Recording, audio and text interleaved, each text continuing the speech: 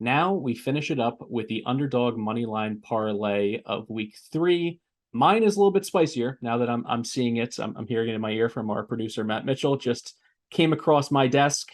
Who you have here? Let's get started with your moneyline edition. Yeah, you kind of teased it. I'm going with SMU. I'm taking SMU plus 145 at Maryland. I have a question, and you kind of, maybe hinted at it. Who do you think's the best quarterback on the field? This is tough, but I'm just going to go with Mordecai in this game because I saw him play better throughout conference season last year, where Talia was Mr. Non-Conference. I think he was like 10-1 touchdown interception ratio last September. He absolutely shreds Charlotte last week, but then he crashed down to earth in conference play. Not that this is a conference game, but I do think the level of competition has taken a step up. So I'll go with Mordecai to answer your question. Yeah, I agree with you. I think Mordecai is the best player, the best quarterback in this game. He had 644 yards, 7 touchdowns, and just 1 pick in 2 games. Tagovailoa has the yards, but he's just got 4 touchdowns, 2 picks this year. Last year, Mordecai was fifth in the country with 39 touchdown passes. Only Bailey Zappi, shout out Zap God, Bryce Young, CJ Stroud, Kenny Pickett had more. So, and it's not like Mordecai is just this under recruited, came out of like this dude started his career at Oklahoma. He played for Lincoln Riley for what he was there for like 3 years. Like this was a highly touted recruit, signed with Oklahoma, and just didn't win the job because he had two number one quarterback recruits ahead of him. So he's not just some schmuck that's playing in the G5.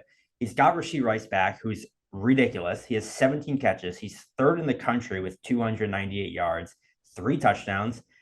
Obviously, his Maryland offense has been high flying too, but the SMU defense has looked really good. They're 30th in havoc. They create a ton of pressure. And the Maryland offensive line is 117th at preventing havoc. And we saw it last year. You mentioned it. It happened more in the non-con. But when Talia is under pressure, he is so bad.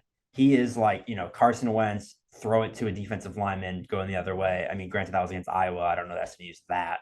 But Talia's got a little, dumb stuff in him when he gets under pressure. And SMU's defense is currently 14th in success rate against the run. They're 32nd against the pass. And Maryland's defense has been really good, but they've also played Buffalo and Charlotte, two teams that can't throw the ball at all. You mentioned it. Against Charlotte, they played their backup and third string quarterback, and they gave up almost 300 yards and 3 touchdowns passing to those two guys. So I think you mentioned it. The total of this game is 74. This is going to be a high scoring shootout. Who has the you said it when we were talking the over. This game's going to be who has the ball last. So I'll take a shot that SMU has the ball last. I think they have a better quarterback here, and if they get the ball last, they're going to win. So give me SMU with the plus 145 price.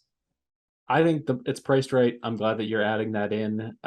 Maryland's defense gives me pause, and I do think that they can lose in a shootout here. So I think there's plenty of value.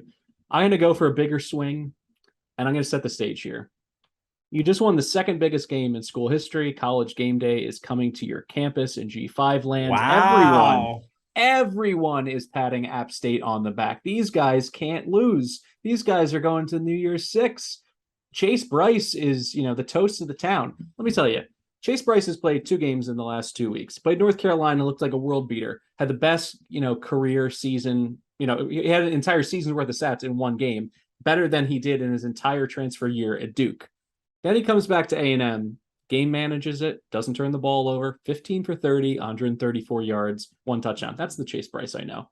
He's walking in to a game that is screaming letdown spot against a Troy team that may be the second or first best defense in the Sun Belt, depending on how they come together for the rest of the year. They pluck Sheil Wood, defensive coordinator from Army, as their new defensive coordinator.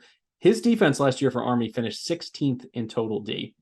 39th against the pass, which is a huge accomplishment at Army. And I'll tell you what, Troy looked really good against Jackson Dart in the opener. Basically had them throw out their game plan and just go purely to the run game. They were able to outmuscle them.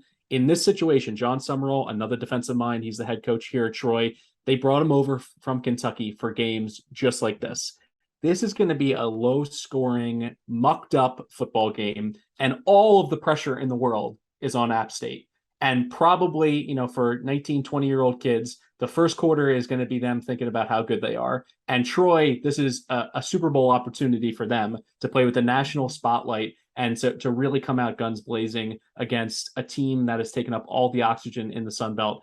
I'm on Troy plus 375 here. I've also taken them plus the points. But I think if, in the history of the Sun Belt, you've seen this before. Teams either break through the top 25 or get some big non-conference wins and then get humbled in conference play because this is an incredibly deep conference. I like Troy here. Hopefully their offense can, put up their end of the bargain because defensively, whether it's Carlton, Marshall, they have some really nice pass rushers as well. They have a lot of experience. They had 7 starters back. I think they get this done and kind of shock the world and bring the Nears back to earth.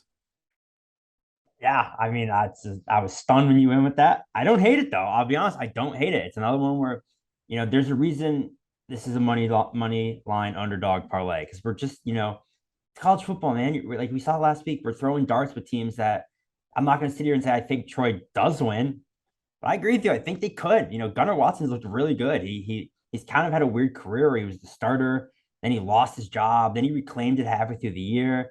They bring in Jared Dagey like right before camp, but Watson holds on to the job and he's played really well. He hit, 275 yards against Ole Miss. He threw for 350 yards last week. He's playing like a guy who knows there's a P5 transfer sitting right behind him. Granted, I mean, Troy cannot run the ball at all. They're one of the worst running teams in the nation. So I don't love one-dimensional teams like that. But you mentioned it. There's so much pressure on App State. I don't hate it at all.